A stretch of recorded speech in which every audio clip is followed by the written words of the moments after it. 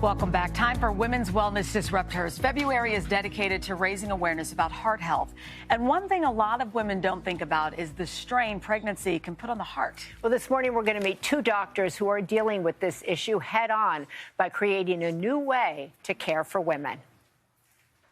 It was, I think, never the question of do we want children, it was just how many. Lauren Woodson and her husband Luke always knew they wanted to be parents. We eventually got pregnant. We just could not be more thrilled. But halfway through the pregnancy, Lauren started to feel off. My blood pressure was very elevated. I was gaining weight at a pretty massive rate. My daily tasks were definitely a huge challenge. So I reached out to my doctors at the time, but never was able to come to a conclusion of what was going on. At 37 weeks, the baby's growth stopped while Lauren's blood pressure continued to rise. Doctors decided to induce her labor. I, at that point, just wanted to have her out. I felt that something was wrong. Despite a difficult delivery, Lauren gave birth to a healthy baby girl, Caroline. But on her second night at home, Lauren started gasping for air. I was like, I'm not going to make it through the night. I knew at that point if I go back to sleep, I'm not making it. She was rushed to the hospital. I was diagnosed with peripartum cardiomyopathy, and the ejection fraction, which is the blood flow through one portion of your heart, was only at 10%.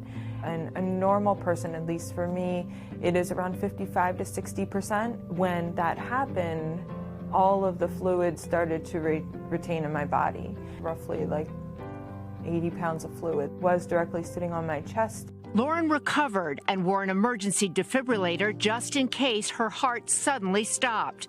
But she was dealt another blow as well. While I was in the hospital, every doctor that saw me said, you cannot get pregnant again. It is not in your future. It's not safe for you. It wouldn't be safe for the baby. Start with checking your blood pressure. Okay. Yeah. For cardiologist Dr. Jennifer Louie, Lauren's case isn't that unusual. Peripartum cardiomyopathy occurs in about 1 in 2,000 pregnancies. By definition, it occurs in people who don't previously have a diagnosis of heart disease. Heart disease is the leading cause of death in pregnancy and the postpartum period in the United States. And her pregnancy was uncomplicated. So Dr. Louie teamed up with her colleague, high-risk obstetrician Dr. Lisa Levine. But not for mitral, but for aortic. Yeah. To create a first-of-its-kind clinic where women can be treated for both pregnancy care and heart issues at the same time. And so we thought, wouldn't it be great if we could actually co-locate our clinics in the same place to actually bring coordinated care to the patient? The clinic sees patients with pre-existing heart conditions and those diagnosed during pregnancy. They also provide pre-pregnancy counseling. We see them, talk to them about the potential risks of pregnancy. And the majority of the patients that we do see, we are able to get them into a pregnancy in a healthy condition. The new dual care for Lauren wasn't just life-saving. If we were going to get pregnant again, things had to be drastically different. It turned out to be life-changing as well. I am expecting another little girl in just a couple weeks. So we absolutely cannot wait to hold her. I think I just want her in my arms right now. Welcome back. In today's Women's Wellness Disruptors, we brought you the story of two doctors who are joining forces. They are co-directors of Penn Medicine's new cardio obstetrics clinic. It's a place where women can receive pregnancy care and treatment for heart issues all under the same roof. Dr. Jennifer Louie and Dr. Lisa Levine, welcome to both of you, and thank you so much for coming. This is a novel idea, the first of its kind, and I heard it kind of, once you got together, it came up really quickly. Where did you get this idea from? Yeah, so we know, unfortunately, that the United States is leading the developed countries in maternal mortality, and cardiovascular disease is the leading cause of death, both in pregnancy and the postpartum period. And because of that, we really wanted to combat that and focus on an unmet need of providing specialized care to women with heart disease or women that may develop symptoms concerning for heart disease in pregnancy. I'm glad you brought that up. I was looking at the numbers this morning. You just said heart disease is the leading cause of death in pregnancy and the postpartum period. It goes on to say, I think, about a fourth of pregnancy-related deaths are heart-related. I had no idea. And so if you're pregnant and we come to you, I also thought it was interesting that you collaborate so that a woman's not going from this clinic and then having to go across town to someone else. How did you do that?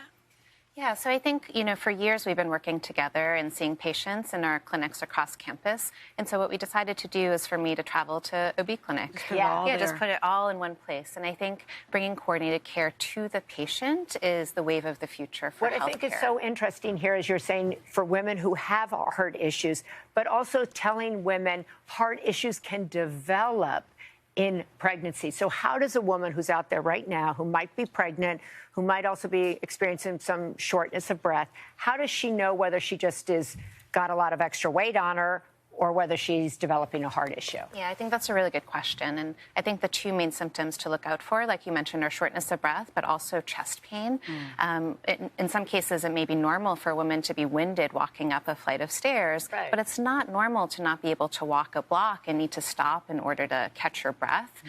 So some of the things that we look out for is a sudden onset of symptoms that are progressively getting worse, or having other symptoms like chest pain, palpitations, or swelling in the legs. Lauren had mentioned in her story that something that she felt in her first pregnancy was that something just didn't feel right. And I think a lot of women will say that, and that's a very valid concern that should be taken seriously. But a lot of women say, like, oh, I don't feel right, and their doctor's like, you're pregnant, it's okay, go home. Or so does everybody in their family, go, that's normal. Yeah, and in some cases it may be normal, but in some cases a woman may need further evaluation and workup. So in my clinic, I see women who might have some of these symptoms, and in some cases, after talking to them and doing their exam, I don't think the symptoms are coming from the heart. And so I can give them reassurance, and many women are grateful for that. But if we're not sure, we have other tests that we can do, either simple blood tests or an echocardiogram, which is an ultrasound of the heart, to take a better look and understand what's going on. At least we're talking about it, which I think is so important. Another statistic that jumped out to me, African-American women are 3 times more likely to die from heart-related issues during or after pregnancy. Which precautions should be taken, and frankly, what is the deal? Yeah, I think that's a complicated question. We know that Black women are entering into pregnancy with more cardiac risk factors like high blood pressure, which puts them at risk. But we also know that Black women face more barriers to accessing care, and when they do access care, experience more biases. And that happens to Black women regardless of their income or education level. Sure, it's scary. I was just telling you on social media now, there's a whole movement to raise awareness, not just for Black women, but women in general. Where's the line between being afraid, quite frankly, because if someone's watching, we don't want them to say, oh, no, I'm pregnant, I'm scared, but taking action? I'm sure it's a tap dance. Yeah. Yeah, it is. And sometimes I think the biggest thing that we can encourage women and tell women is that the majority of women will have an uncomplicated pregnancy. They will do well in pregnancy. And symptoms almost universally of shortness of breath at some point are normal in pregnancy. But if you're feeling like you're going up a flight of stairs and you can't catch your breath, or you can't even walk a block and you can't catch your breath, that's really a different symptom than just overall being winded at the top of a flight of stairs. And also, really importantly, you talk about the 4th trimester, and for women to really focus, obviously, on the baby, but really on their own health, their own mental health, emotional health, and physical health. Yeah. The 4th trimester is really considered the weeks to months postpartum, and we know that the body goes through many changes with the heart, changes with a lot of different aspects of the system, and those changes continue for weeks to months postpartum. And thank you so much for joining us. And one of the things they also said that most women don't go to their postpartum checkup, and that it's a really important checkup. So if you're pregnant, go to your postpartum checkup. That's good. Dr. Jennifer Louie and Dr. Lisa Levine, thank you both so much for being here. And congratulations for doing a first-of-its-kind clinic on behalf of women. And again, head to thirdhourtoday.com to take our survey on the state of women's health, and we'll share the results in a special series that will start next month. We'll be right back.